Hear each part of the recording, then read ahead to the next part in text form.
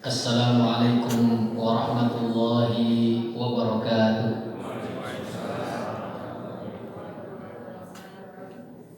Innal hamdalillah nahmaduhu wa nasta'inuhu wa nastaghfiruh wa na'udzu billahi min shururi anfusina wa min sayyiati a'malina.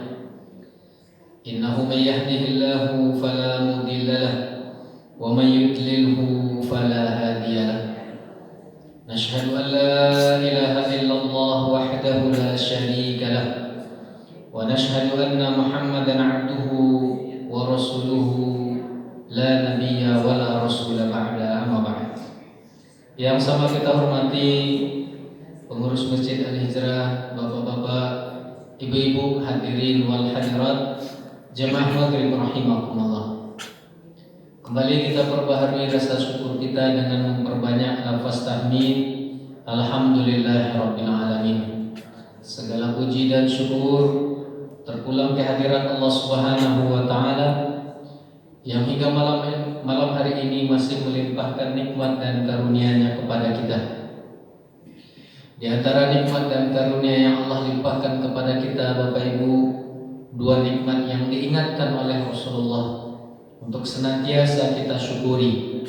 Dalam sabda beliau, Rasulullah mengatakan, ni'matani maghbunun fihima katsirun minan nas, as-sihhatu wal faragh. Ada dua nikmat yang kebanyakan mayoritas orang lupa dan lalai dari mensyukurinya, kata Rasulullah. Dua nikmat itu adalah as-sihah, nikmat sehat. Yang kedua al-faragh. Bapak Ibu yang dirahmati Allah, sekali lagi alhamdulillah, kita yang hadir malam hari ini termasuk orang-orang yang Allah anugerahi dua nikmat tersebut. Buktinya kita bisa hadir ke rumah Allah ini, berubudiyah kepada Allah, menjalankan kewajiban kita, melaksanakan sholat maghrib secara berjamaah, lalu kita lanjutkan dengan majelis ilmu seperti ini. Mudah-mudahan Bapak Ibu, ini dihitung juga oleh Allah sebagai salah satu bentuk syukur atas nikmat yang Allah berikan, di mana nikmat tersebut kita pergunakan dalam rangka ketaatan dan juga kebaikan. Salawat beriring salam teruntuk qudwah hasanah kita, suri tauladan kita, baginda Rasulullah sallallahu alaihi wasallam. Allahumma shalli ala Muhammad wa ala ali Muhammad. Mudah-mudahan dengan memperbanyak selawat kepada Rasulullah, bertambah kecintaan kita kepada beliau, dan mudah-mudahan dengan itu Allah pertemukan dan Allah kumpulkan kita bersama beliau kelak di akhirat. Amin ya rabbal alamin. Bapak-bapak, ibu-ibu, hadirin wal hadirat rahimakumullah. Sebagaimana yang tadi disampaikan, malam hari ini kita lanjutkan kajian Babus Siyam, pembahasan tentang puasa.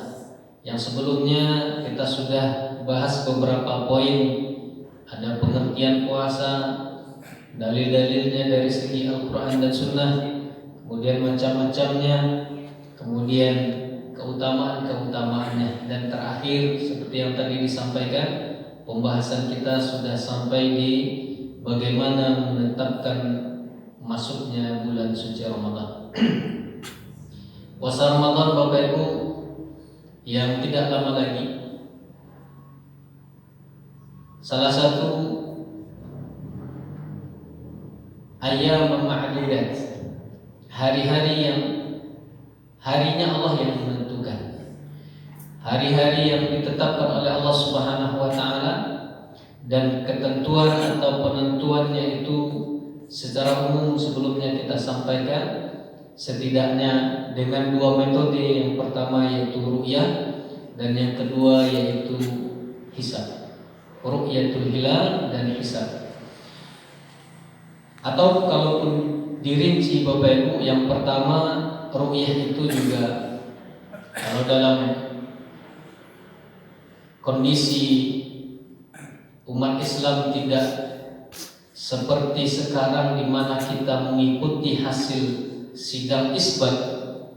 Kalau di sebuah negeri tidak ada sidang isbat seperti di negeri kita, maka bagaimana cara menetapkannya. Ru'yah seperti apa yang akan kita jadikan sebagai patokan. Kalau hari ini kan kita tinggal menunggu hasil sidang isbat yang ditetapkan oleh Kementerian Agama dan para ulama.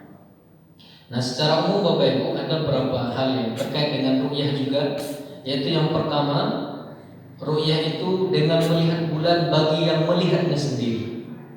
Artinya bahwa ketika orang berada di suatu tempat yang di situ dia melihat hilal dengan mata kepalanya sendiri, maka berarti itu ru'yah atau penetapan awal Ramadan untuknya dalam penetapan awal bulan Ramadan.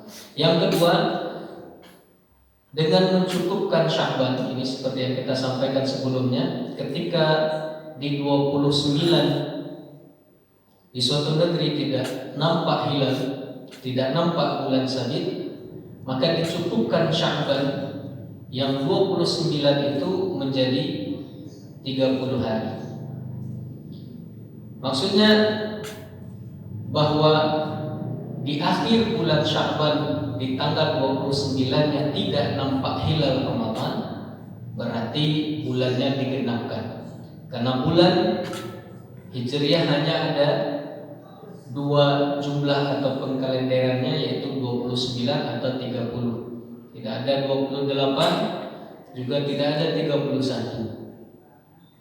Dan kebanyakan puasa Rasulullah SAW sejak diwajibkannya puasa dari tahun kedua Hijriah, mayoritasnya Rasulullah mempuasakan Rasulullah SAW mempuasakan Ramadan itu 29. Kalau hitungan Ramadannya, artinya bulan itu kalau tidak 29, 30.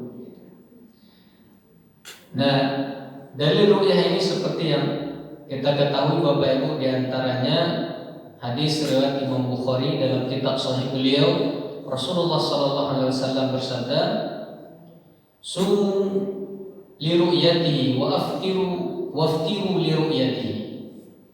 Puasalah kalian karena melihat hilal. Artinya di penghujung Sya'ban kalau melihat hilal puasa.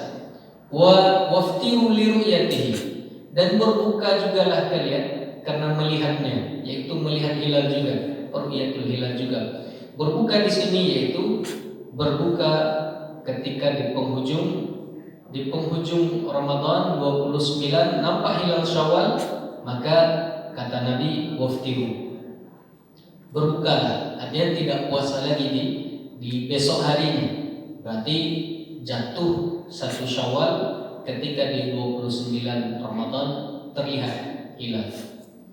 Fa in ghamma 'alaikum fa'kmilu 'iddata Sya'ban 30. Jika terhalang kalian dari melihat hilal, kata Nabi, sempurnakan Sya'ban menjadi 30. Nah, ini hadis sahih riwayat Imam Bukhari dalam kitab Sahih beliau.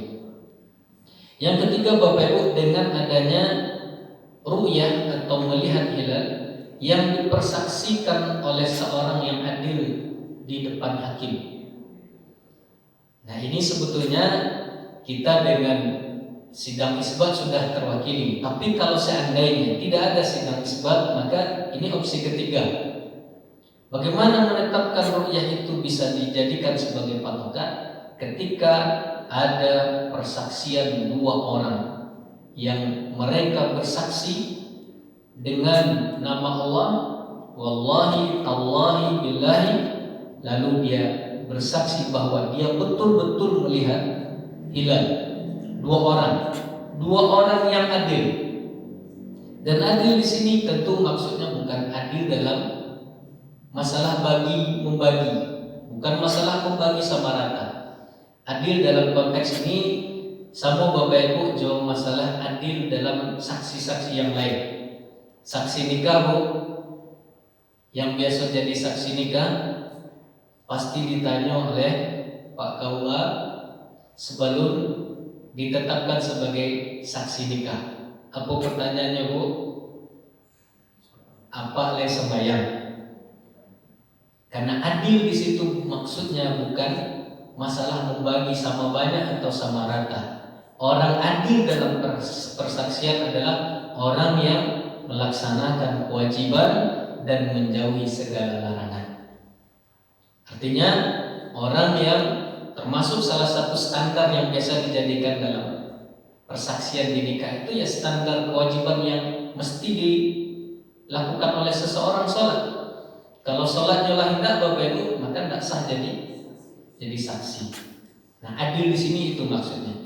Maka kalau ada 2 orang dia bersaksi dan orang ini adil, maksudnya orang yang tidak pernah dilihat oleh manusia, diketahui bahwa dia pelaku maksiat, dia melakukan dosa besar ataupun dosa kecil, artinya orang ini taat kepada Allah, menjalankan kewajibannya, meninggalkan segala larangan Allah, maka persaksian 2 orang di depan hakim ini juga bisa dijadikan sebagai patokan atau penetapan ru'yatul hilal. Ru'yah.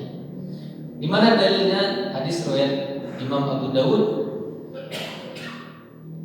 yaitu Rasulullah sallallahu alaihi wasallam di masa Rasulullah sallallahu alaihi wasallam, Inna ibna Umar radhiyallahu anhuma ra'ahu. Di masa Rasulullah Ibnu Umar, Abdullah Ibnu Umar itu melihat hilal. Beliau sendiri. Abdullah Ibnu Umar sahabat Nabi, adil, anak dari sahabat. Beliau sahabat, anak dari sahabat. Orangnya adil, maka kata Abdullah Ibnu Umar, beliau sampaikan kepada Rasulullah bahwa beliau sudah melihat hilal. Wa akhbara Rasulullah sallallahu alaihi wasallam, beliau sampaikan kepada Rasulullah bahwa beliau sudah melihat hilal. Wa shama wa amara an-nasa bisiyami, dan kemudian Rasulullah puasakan besoknya dengan kabar dari Abdullah bin Umar. Orangnya adil dan dipersaksikan di hadapan Rasulullah sallallahu alaihi wasallam. Rasulullah puasakan esoknya dan Rasulullah perintahkan para sahabat juga untuk berpuasa. Begitu juga Bapak Ibu yang dirahmati Allah. Nah, ini kalau kesaksian 1 orang, ini kan 1 Ibnu Umar, seorang Ibnu Umar.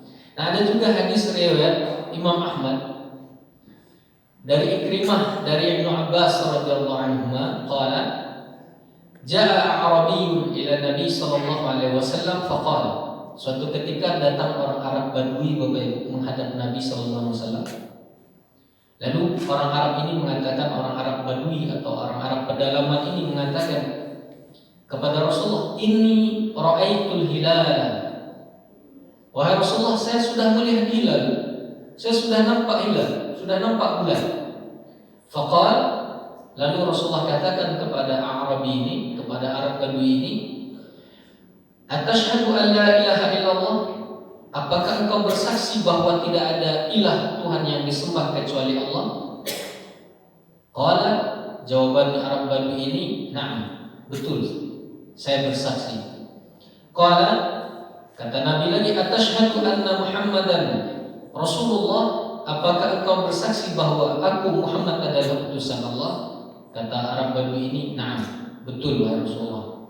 Qala, lalu Rasulullah katakan, "Ya Bilal, wahai Bilal, adzin finnas falyasumu ghadan." Wahai Bilal, beritahukan kepada manusia dan hendaklah mereka besok puasa. Khabar dari Arab Badui yang dia bersaksi bahwa tidak ada Tuhan kecuali Allah dan Rasulullah adalah utusannya. Bapak Ibu yang dirahmati Allah. Nah, kemudian yang 2 orang ini riwayat dari Imam Daruqutni dan Abu Dawud, di mana dari An Amir Makkah Al-Haris bin Hatib, dari Amir atau penguasa Makkah Amir Haris bin Hatib, qala, beliau mengatakan, "Ahida ilaina Rasulullah sallallahu alaihi wasallam an nansika li ru'yati fa in lam narahu wa syahida syahida adlin nasakna bi syahadatihima." Kata Haris bin Hatib, Beliau berkata, Rasulullah SAW telah memerintahkan kepada kami supaya kami puasa dengan melihat bulan. Ini wasiat Rasulullah kepada kami, kata beliau, agar kami berpuasa ketika kami melihat bulan. Jika kami tidak dapat melihat bulan, maka supaya kami puasa dengan kesaksian dua orang, syahidaini, dengan kesaksian dua orang yang syahida adlin, dua orang saksi yang adil.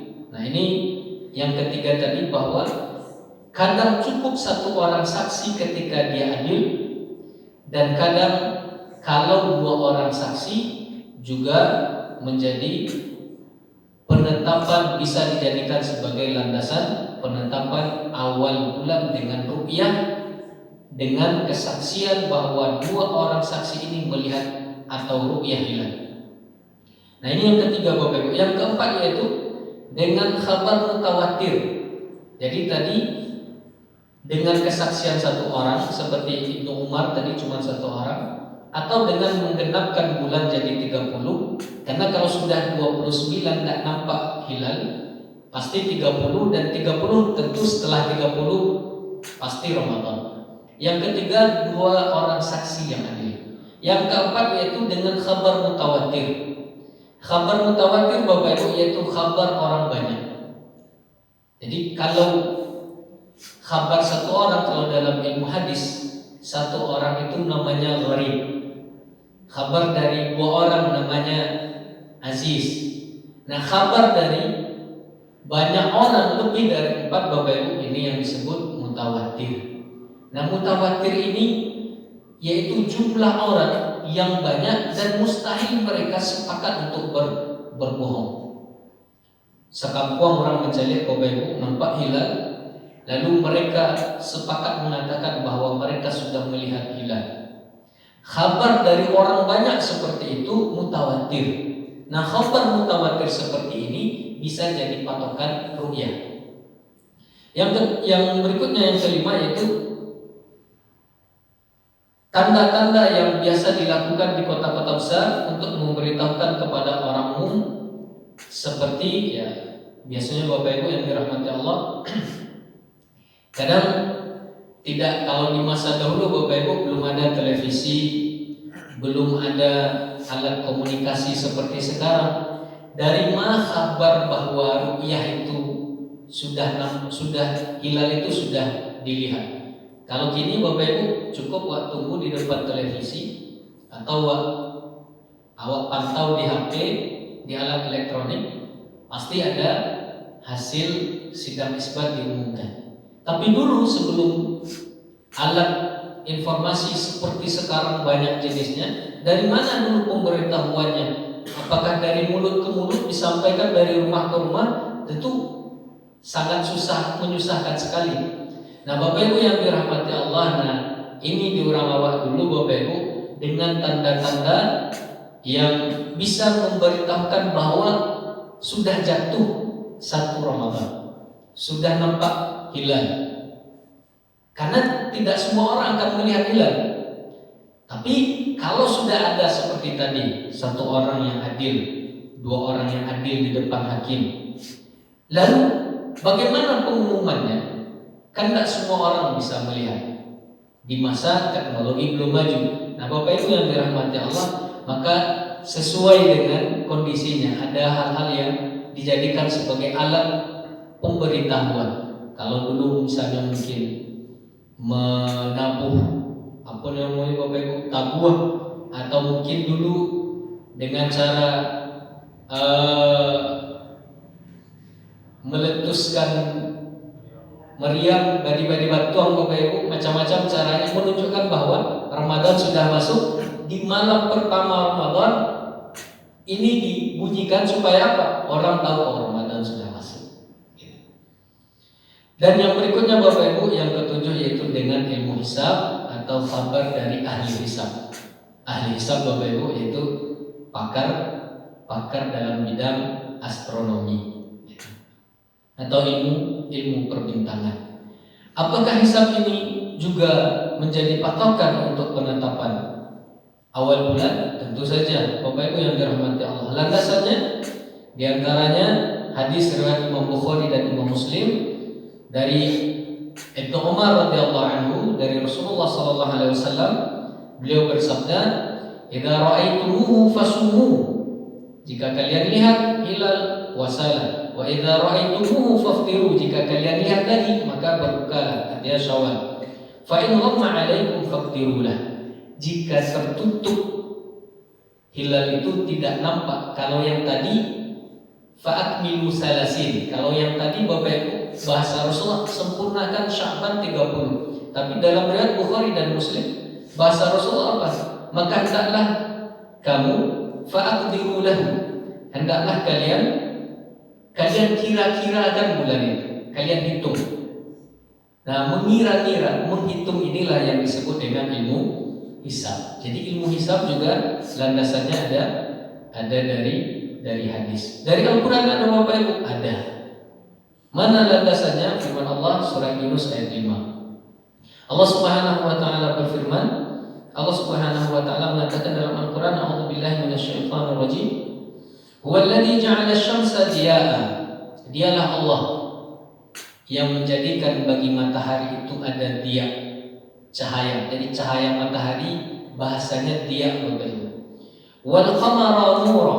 Dia jugalah Allah yang telah menciptakan untuk bulan itu nur.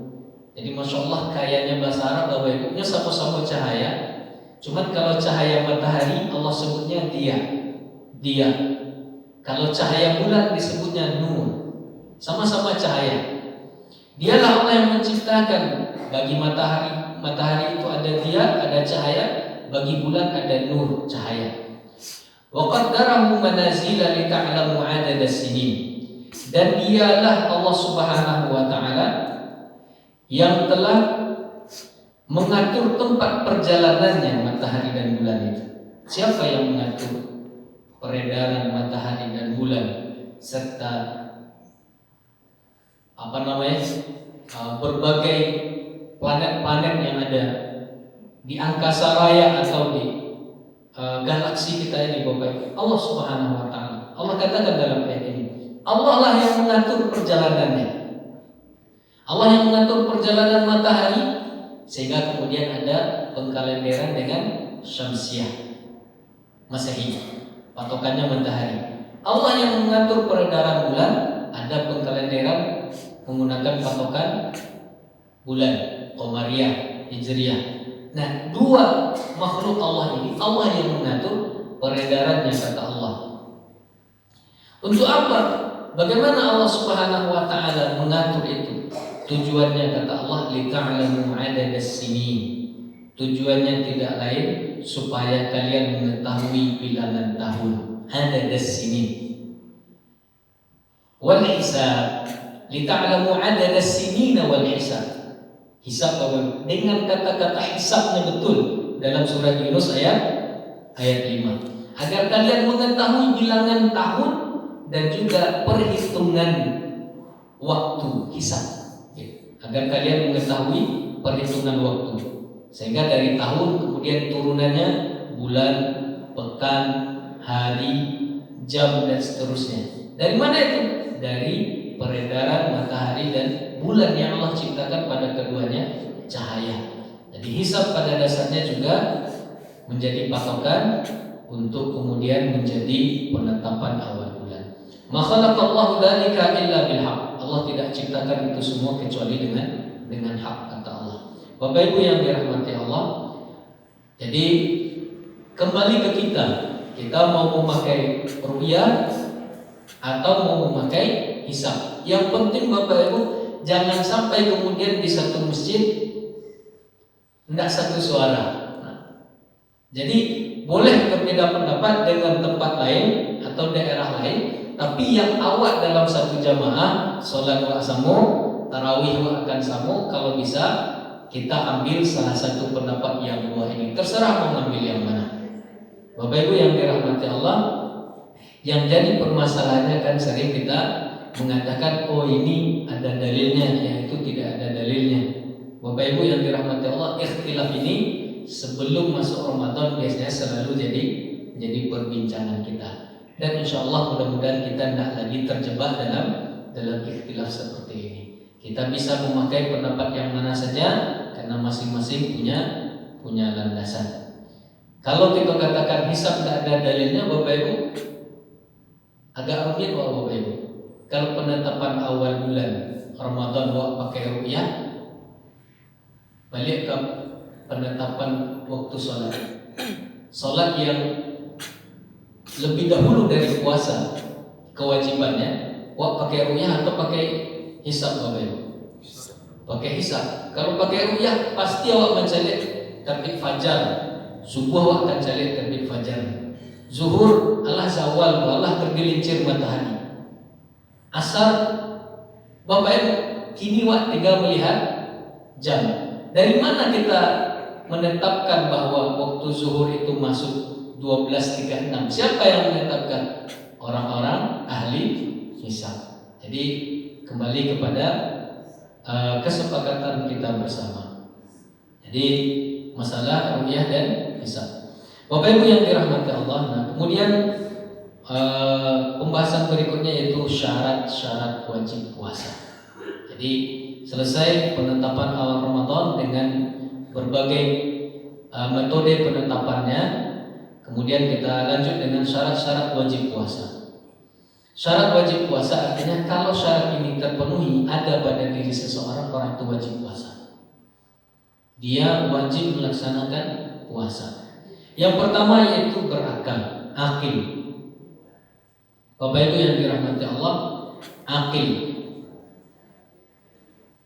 Maka orang yang tidak berakal tidak wajib puasa. Maka orang gila tidak wajib puasa. Bukan berarti orang tidak puasa berarti gila, tapi orang gila tidak wajib puasa. Yang kadang agak beda tipis Bapak Ibu. Yang kedua, balik. Anak-anak yang belum masuk akil balik sebetulnya belum wajib puasa, tapi dalam konteks pembelajaran boleh saja orang tua membiasakan kepada anak-anak dari sebelum mereka akil balik, sudah membiasakan mereka ikut berpuasa bersama kita. Berapa mereka sanggup seperempat hari, alhamdulillah. Setengah hari, puasa setengah hari, alhamdulillah. Sampai nanti mereka sebelum akil balik sanggup mengikuti ritme kita, puasa 1 hari dari terbit fajar sampai terbenam matahari. Nah, yang dua ini Bapak Ibu yang dirahmati Allah, dalilnya dalil yang masyhur juga, yaitu tentang rufi al-qalam. Rasulullah SAW mengatakan rufi al-qalamu an salas. Pena diangkat dari 3. Dia tidak ada catatan amalnya. Orang 3 ini penanya diangkat, tidak dicatat. Siapa saja? Rufi al-qalam an salas. Pena diangkat dari 3. Yang pertama anin naim, orang yang tertidur luput kewajiban, maka rufi al-qalam. Yang kedua anin naim hatta yastayqir, dari orang tidur sampai dia terbangun. Tertidur Bapak Ibu dari sebelum maghrib, tajagonyo lah lewat waktu isya, maka rufi al-qalam. Ketika dia terbangun, pena tadi ditaruh lagi, dicatat lagi. Kenapa? Rufi al-qalam untuk orang tertidur hanya sampai dia terbangun. Kalau dia sudah terbangun, dicatat lagi amal perbuatannya. Yang kedua, wa'anil majnuni hatta yafiq, dari orang gila sampai dia kembali waras, sembuh. Dari orang gila, kalau ada orang gila sembuh, maka setelah sembuh dia dicatat lagi amalnya. Yang ketiga, wa'anis sabi hatta yablugh, dari anak kecil sampai dia balik. Jadi dua tadi syarat wajib, dalilnya ini. Orang gila dan juga anak kecil yang belum balik tidak wajib puasa. Karena puasa wajib yang pertama bagi orang yang berakal, yang kedua bagi orang balik, yang ketiga bagi orang yang kuat berpuasa. Bapak Ibu yang dirahmati Allah, orang yang tidak kuat, misalnya karena sudah tua, faktor U, sudah berumur, atau karena sakit tidak kuat puasa karena kondisi sakit, maka tidak wajib puasa. Gugur kewajiban puasa bagi dua orang ini. Jadi yang ketiga syarat wajib itu adalah kuat berpuasa, qudrah, punya kesanggupan, kekuatan untuk berpuasa. Mana dalilnya? Firman Allah Subhanahu wa taala Al-Baqarah 185, A'udzubillahi minasyaitonir rajim. Wa man kana maridhan aw 'ala safarin. Siapa yang sakit atau dalam safar, perjalanan, fa'iddatun min ayyamin ukhra, maka hendaklah dia ganti nanti di hari lain setelah Ramadan. Yuridullahu bikumul yusra wa la yuridu bikumul usra. Allah menginginkan dari kalian itu kemudahan. Allah tidak ingin mempersulit. Jadi Masya Allah, padahal dia kewajiban, di balik kewajiban itu Allah tetap memberikan kemudahan. Wajib, betul Bapak Ibu, wajib. Tapi tidak serta-merta orang tidak sanggup tetap wajib. Orang tidak sanggup puasa ada kemudahan. Allah menginginkan kemudahan, kata Allah. Allah tidak menginginkan kesulitan. Juga dalam surah Al-Baqarah 184 Allah Subhanahu wa taala menyatakan wa 'alal ladzina yutiqunahu fidyatun ta'amu miskin. Bagi orang yang sudah berat menjalankannya karena usia, maka fidyah.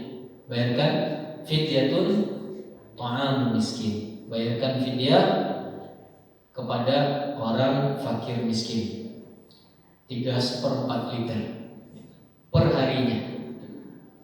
Itu syarat wajib. Yang berikutnya Bapak Ibu, syarat sah puasa. Syarat sah puasa. Yang termasuk syarat sah puasa yang pertama yaitu Islam. Jadi kalau orang kafir Bapak Ibu ingin pula ikut puasa, dilakukannya hal yang sama dengan orang muslim yang berpuasa, sah puasanya? Tidak sah. Karena puasa hanya sah dilakukan oleh orang muslim Islam. Walaupun nyosamu jawab Bapak Ibu, jadwalnya sahur, tidak makan, tidak minum sampai nanti terbenam matahari, sama sekali dia lakukan seperti kita lakukan, maka tidak dihitung itu sebagai puasa, tidak sah puasanya. Yang kedua, mumayyiz. Ini dimasukkan oleh para ulama kepada syarat sah. Mumayyiz yaitu dapat membedakan yang baik dengan yang buruk, yang baik dengan yang tidak baik. Yang ketiga, suci dari haid dan nifas. Bagi perempuan yang haid dan nifas maka tidak sah puasanya. Dan juga orang-orang yang haid ataupun nifas tidak sah berpuasa, tetapi keduanya wajib mengqadha atau membayar puasa yang tertinggal sesuai dengan bilangan hari yang dia berhalangan tadi. Sepekan kah, 2 pekan kah, maka nanti diqadha, diganti di bulan setelah Ramadan. Dalilnya riwayat Ummul Mukminin Aisyah radhiyallahu anha, dari Aisyah radhiyallahu anha, kata beliau, kunna nu'maru biqada'is shaum wa la nu'maru biqada'is shalah. Kata beliau, kami para perempuan di masa Rasulullah disuruh oleh Rasulullah untuk mengqadha puasa, tapi tidak disuruh untuk mengqadha salat. Maksudnya wanita yang haid, nifas, salat tidak diqadha, tapi puasa wajib diqadha. Ini dalilnya dari Bunda Aisyah. Yang keempat, syarat sah yaitu dalam waktu yang diperbolehkan puasa padanya. Di waktu yang diperbolehkan puasa, baru sah puasanya. Maka dilarang puasa pada 2 hari raya dan dilarang puasa pada 3 hari tasyrik. Idul Fitri, Idul Adha, 11, 12, 13 Zulhijjah, maka dilarang puasa. Bahkan kalau kemarin kita bagi puasa hanya 2 secara umum, yaitu wajib dan sunnah, sebetulnya ini termasuk puasa yang haram, gitu. Dilarang puasa di hari-hari ini. Berikutnya Bapak Ibu, Syarat wajib sudah, syarat sah. Yang berikutnya yaitu fardu atau rukun puasa. Boleh diskusi bentar? Oh boleh. Baik. Sebelum waktu isya. Baik. Tersisa berapa waktu ya? Baik. Mungkin kita cukupkan Bapak Ibu dari yang tadi kita bahas. Mungkin kalau ada yang kita diskusikan, kita persilahkan. Silakan.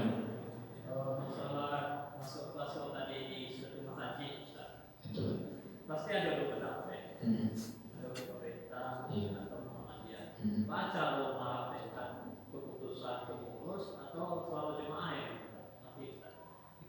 baik. Menyambung itu, iya, silakan. Artinya soal ruqyat hilal dengan hisab itu ada nggak sih di antara dua itu sebuah keutamaan? Artinya kalau Ustadz bilang kan tadi itu kan memang punya dasar masing-masing. Betul. Tapi kalau dilihat dari tata urutan yang ke-7 tadi, hisab kan menjadi poin nomor 7 tadi. Betul. Poin utama kan lebih ke hilal tuh, ruqyat gitu. Itu mana sih yang lebih utama gitu? Kaitannya. Karena kan sering terpecah kebanyakan. Bahkan kan sampai sekarang Muhammadiyah itu dia sudah punya ketetapan itu. Lebarannya kapan gitu. Baik. Yang pertama Bapak Ibu, tentu ini tidak akan terjadi ikhtilaf kalau seandainya sama nanti. Gitu. Dan kita berharap nanti sama.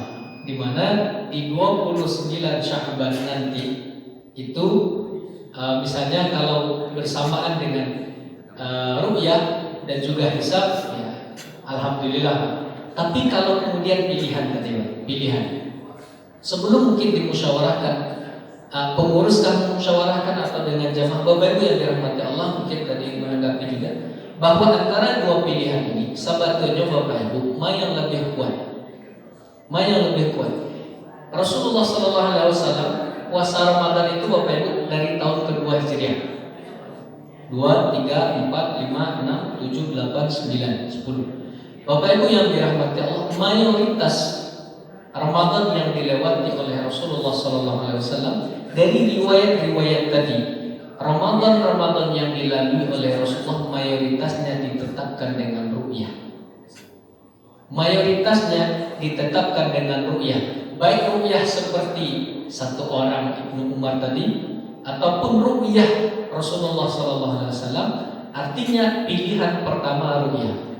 Artinya Bapak Ibu yang dirahmati Allah, kalau kita mau merujuk ke dalil tadi, baik dalil hadis ataupun dalil ayat, karena faqdiru lahu atau faqmilu salasin Sya'ban salasin itu pilihan setelah idza ra'aitumuhu fasumu wa idza ra'aitumuhu faftiru, itu yang opsi pertama ya Pak.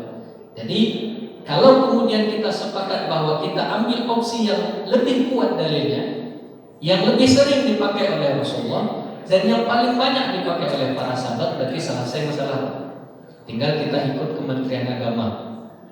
Tapi kalau kemudian ada ruang-ruang diskusi misalnya, ruang-ruang diskusi Bapak Ibu yang dirahmati Allah, ya lagi-lagi kok kalau terjadi ikhtilaf nanti beda hari. Bapak Ibu yang dirahmati Allah, harapan kita ini dibicarakannya dengan syura. Syura maksudnya apa? Kalau biasanya kebijakan di masjid kita diputuskan oleh pengurus dan jamaah menerima, ya cukup pengurus. Atau kalau jamaah ingin memberikan masukan, ya bisa disampaikan ke pengurus. Jadi kalau kami pribadi Pak, lebih condong kepada ru'yah. Bagaimana dengan Al-Quran ini? Ya betul Pak. Ya ada Pak. Jadi Bapak Ibu yang dirahmati Allah, kita tidak membandingkan mana yang kuat Al-Quran ataupun hadis, karena ayat tadi dia tidak berbicara secara spesifik tentang penetapan awal bulan seperti dalil hadis tentang awal Ramadan tadi Pak. Itu Pak. Enggak. Jadi Masya Allah. Jadi kalau para ulama Bapak Ibu, dua pendapat ini tidak kontraproduktif. Jadi ini sebetulnya keluasan Islam. Jadi Islam itu luas. Kita diberikan kelapangan, kita diberikan pilihan-pilihan. Kalaulah seandainya Bapak Ibu cuma satu saja, ya Islam ini kaku. Maka disitulah kemudian juga ada ikhtilaf dalam hal-hal yang lain. Jadi ya, kembali kita bijak dalam memahami ikhtilaf. Kami sangat berharap Bapak Ibu jangan sampai kemudian kita terjebak dalam masalah ikhtilaf. Yang pertama, masalah penetapan awal bulan ru'yah atau hisab ini sunnah. Menjaga ukhuwah persatuan wajib. Pilih yang wajib atau pilih yang sunnah. Jangan sampai kemudian mengambil yang sunnah atau yang afdhaliyah yang lebih utama, yang wajib kemudian tertinggal. Itu sebenarnya yang paling penting. Mudah-mudahan bapak-bapak pengurus bisa segala macam.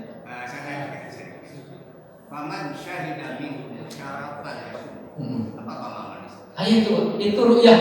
Jadi kalau tadi bapak katakan Syahidata. iya. Syahidata. Syahidah itu ru'yah itu Pak. Jadi ru'yah pun ada dalam Al-Quran. Kalau tadi hisab ada dalam Al-Quran. Nah kalau ru'yah dia spesifik bicara faman syahida minkum syahra falyasum. Jadi dalil ru'yah secara spesifik dalam Al-Quran berbicara tentang Ramadan. Tapi dalil hisab dalam Al-Quran berbicara tentang adadas sinin wal hisab. Itu penghitungan tahun dan waktu.